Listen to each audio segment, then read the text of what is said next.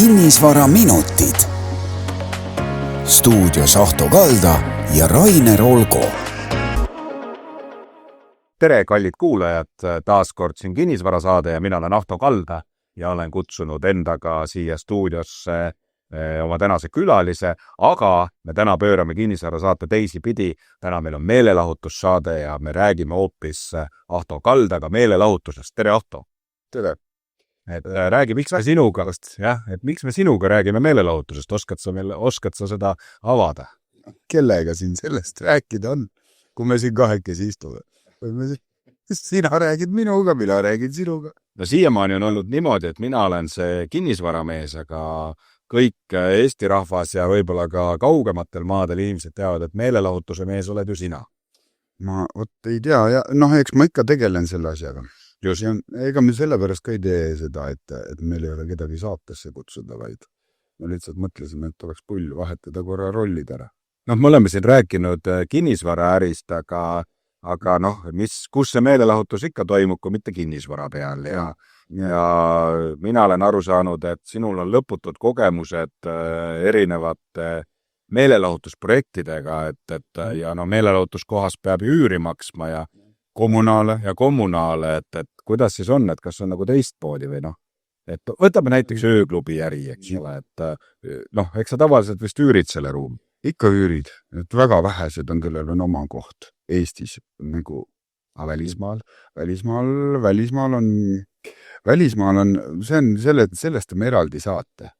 Oota, aga kinnisvarast, hästi, aga teeme nagu ööklubi kui kinnisvara, et mina olen kuulnud, et minul on üks teine sõber on ka ööklubi äris olnud ja tema ütles, et kui sa võrdad nagu toitlustusäri ja ööklubi äri, siis see kulumiskiirus on 365 korda suurem kui on ööklubi. Et kas mis asi kulub? Ruumide kulumiskiirus? Ikka kulub, et selles mõttes, et sa ikkagi värviga ja asjaga käid iga kuu üle. Et toitlustuses sa võid iga 5 aasta tagant remonti teha, aga ööklubus sa ikkagi, ütleme pisiremonti teed aastas korra kindlasti. Ja suuremaid remonti siis ikkagi 2, 3, 4 aasta tagant. No miks see nii? Ta kulub ikkagi ja teine asi on see, et ikkagi ööklubis inimene kas tüdineb äkki või? Millest? Ütleme sellest... Sinu värvitud seinast tüdineb ja ära. Või tüdined ise ja siis tahad teist värvi seina, võib ka niimoodi olla, aga miks me oleme teinud, miks me oleme tapeete, ütleme 10 aasta jooksul me oleme vahetanud vähemalt 4 korda tapeeti. Aga see ei ole iga kuu, mis see iga kuu? Ei, iga kuu ikkagi sellised, ütleme, kriimustused, ööklubis on ju inimene, kas kukub või mida iganes või midagi läheb kuskil miskit. Ühesõnaga, näiteks kui sul on nagu heledad pinnad, siis võib tekkida mingi jala, ütleme, mingi kriips või mingi selline, sa ikka värvid üle. Mina teen seda. Ma ei tea, kas teised teevad. Sinna see kulu, aga katki läheb, kas tihti läheb, ma ei tea, mis seal siis võib maha kukkuda, et kui mina kunagi töötasin baarmanina, siis põrand imes kõik enda sisse, meil oli puitpõrand, see oli täiesti võimatu. Põrandaga on, mina ei ole 10 aasta jooksul leidnud ühtegi head materjali, mis oleks selline täiesti kulumiskindel ja selline, mida saaks usaldada 2, 3, 4 aastaks, et põrand on see, mis iga aasta vahetame me välja. Vaibaga on see probleem, et vaip ju imeb seda, ütleme, kokteilid ja õlled, mis vaha kukuvad ja siis ta jääb haisema, siis sa pead seda vaipa kogu aeg hooldama, pesema. Aga ilma vaibata klubi on ka nagu imelik, kui terve klubi oleks näiteks parkett või betoon, valatud betoon, on ju. Et siis näiteks meil on pool klubi, kus on, ütleme, seismise ala, seal on vaip ja seal, kus on tantsimise ala, seal on parkett. Ja parkett ka ikkagi paisub. No aga kui mina tahan nüüd, võtame ikkagi nagu, vaatame nagu äri poole pealt, eks ole, et ütleme siis sinu kinnisvara on, sa üürid mingeid ruume, aga mis siis selle äri teevad ikkagi need inimesed, eks ju? Kui ma tahaks nüüd teha homme ööklubi, kui mul inimesi käi, siis mul pole kulusid ka, ega siis seina keegi katki ei tee. Ei tee, ja siis, aga siis pole tulusid ka, siis see üüri maksta.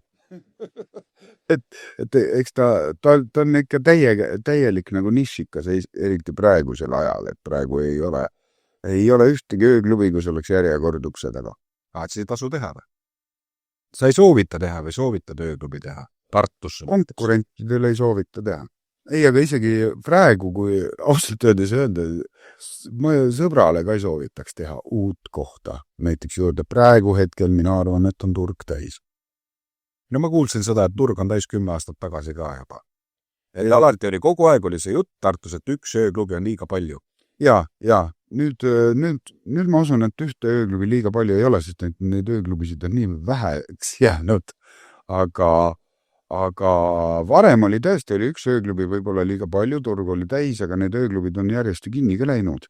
Iga aasta on läinud vähemalt üks ööklubi kinni. Aga miks?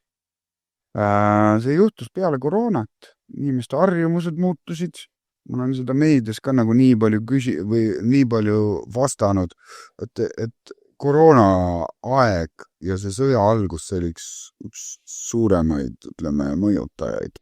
Huvitav, et see on nüüd erinevad asjad, ka koroona on üks asi ja seda on ju teine asi või on üks ja sama asi.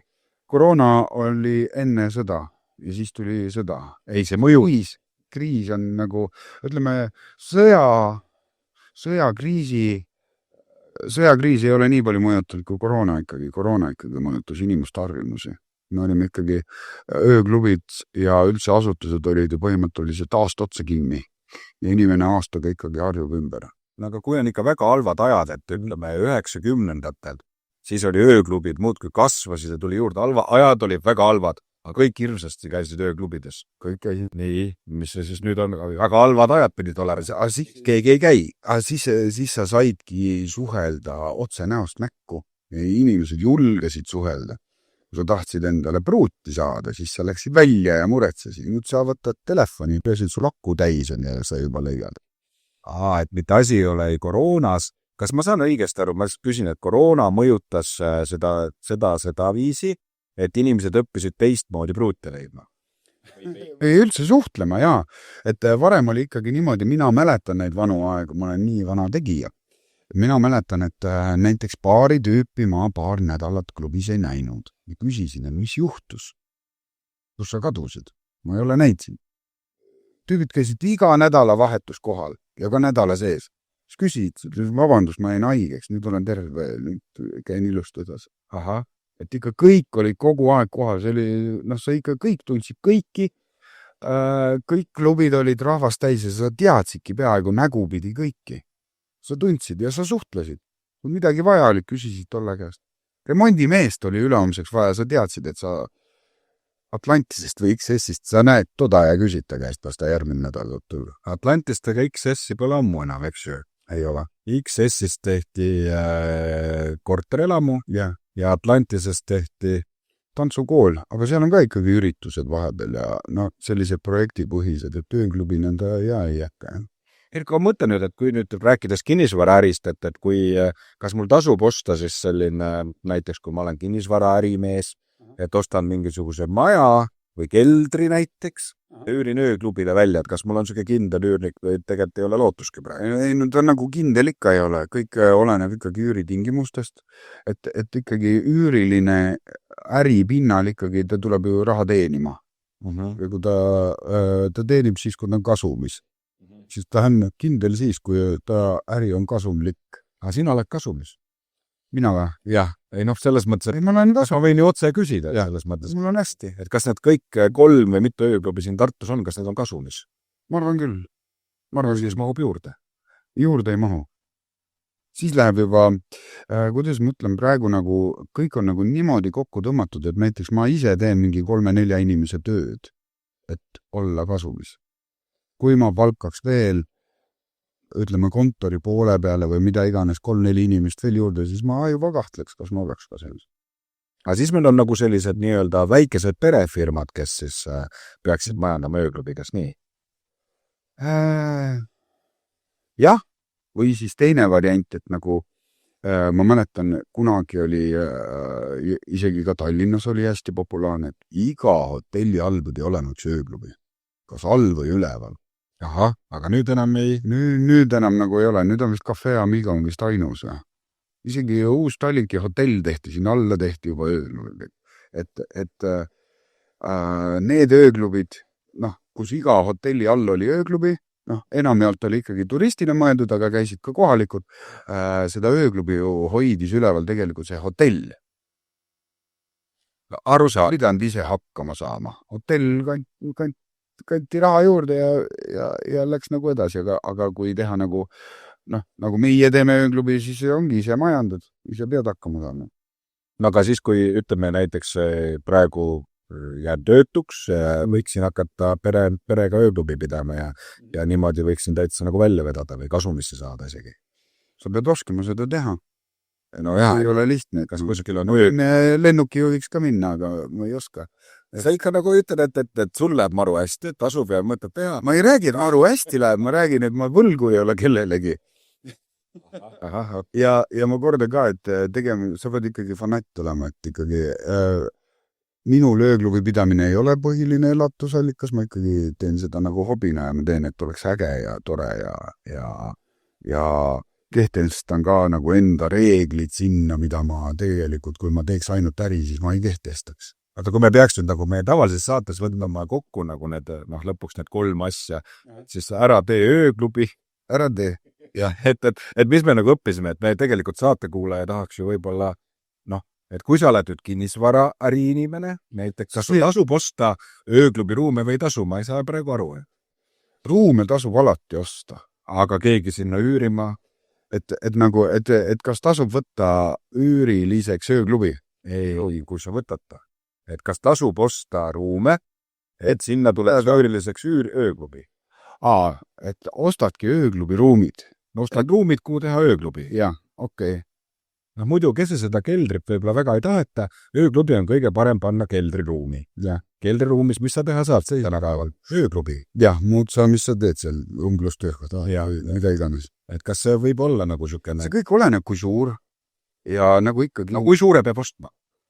Tartus. No Tartus mitte väga suurt. No saad aru. Mina ei soovita siia teha rohkem küll.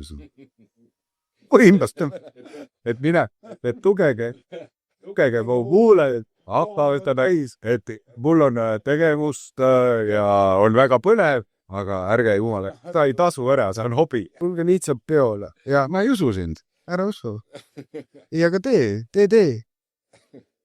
Neid vendi on vahepeal isegi siin nähtud, kes teevad ja tulevad ja lähevad tagasi, kus nad tulid. Kahjuks see äri on selline, et siin sa pead olema 24/7 sees, et kui sa tahad ise pidada ööklubi või kui sa tahad anda välja ruumi kellelegi, kes peaks ööklubi, siis sa pead teadma, et see, kes võtab, see on täielik fanatt, et ta on ööd ja päevad ise kogu aeg seal. See, et lihtsalt võtame ja teeme, et oleks äge teha, siis mina sellele inimesele üürile ei annaks, sest ma näen, et see paat ei sõida kaugele. See peab olema ikkagi täiesti fanatt. Nagu mina. Hästi.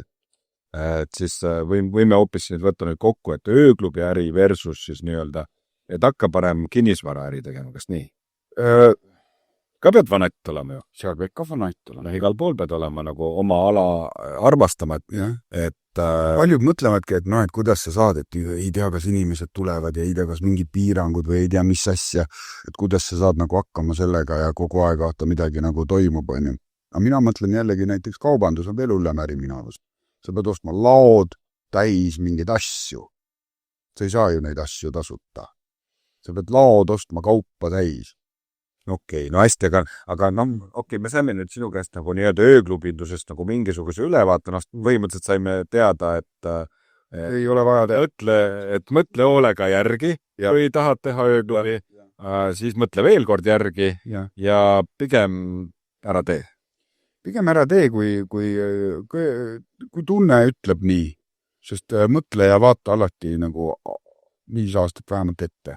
Aga lõpetame sest ära selle saate positiivse sõnumiga. Ikkagi, mul on üks positiivne sõnum, mille ma... välja. See on see teine positiivne sõnum, et külastage ööklubi Next Level ja...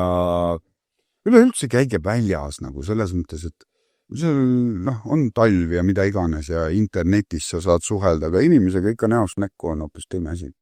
Just. Ja meil on hea meel, et Ahto läheb hästi, et kuulamast. Keegi ei öelnud, et hästi läheb, aga saame hakkama. See positiivse sõnumiga, et Ahto ei taha teile avaldada seda tõde, et ta läheb hästi.